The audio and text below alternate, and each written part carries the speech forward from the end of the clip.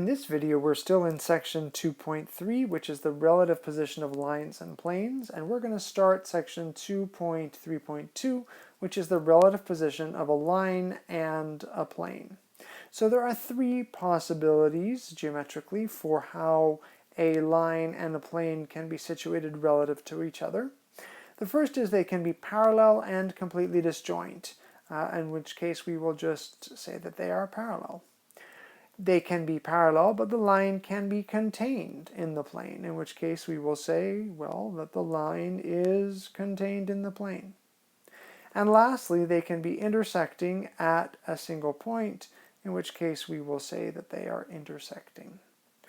So we're going to look at vector methods to distinguish between these three possibilities, and we're going to start therefore by looking at the relationship between the direction vector of the line and the normal vector of the plane. And in two cases, when the line and the plane are parallel, or when the line is contained in the plane, the direction vector is going to be perpendicular to the normal vector. And you've got a lovely test for whether vectors are perpendicular or not, and that is their dot product. So in both of these cases, the dot product of the direction vector and the normal vector will have to give 0. Which means that immediately by looking at the dot product of these two vectors, if that dot product is non-zero, we have distinguished already one of the cases. If the dot product of the normal vector and the direction vector is non-zero, the line and the plane intersect at a single point.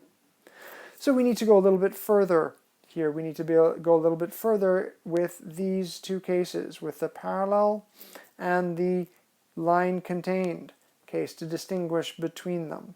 So we're going to go and look at what is happening with the point P in each of those cases.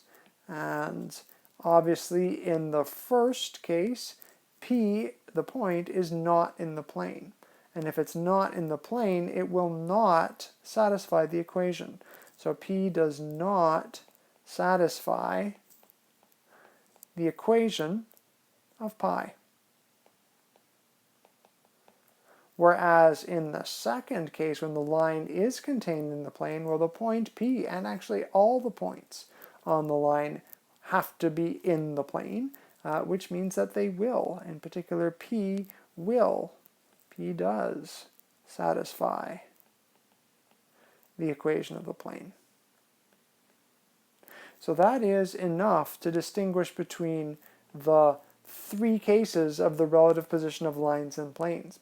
It's interesting, though, to comment that this can be done, as we had mentioned earlier, by another viewpoint, and later when we talk about intersections, you'll have the tools to maybe revisit this from another standpoint, but the number of intersections of these objects, the number of points in the intersection, also help distinguish between these cases, right? In the first case, where they are parallel and disjoint, well, that means there is an empty intersection. There are no points in common between the intersection. There's no R there. Yes, there is. Yes, there is. Oh my goodness. Intersection between the line and the plane. In the instance where the line is contained in the plane, well, all of the points of the line are in the plane, and there's infinitely many, right? So there's infinitely many points in the intersection. They share infinitely many points. Obviously not all the points of the plane are in the line, but all the points of the line are in the plane. And then the last case, intersecting at a single point, well, it says it right there. There is one point. One point in the intersection. And so an analysis by the number of points that these objects share in common can also give you the geometric relationship between them.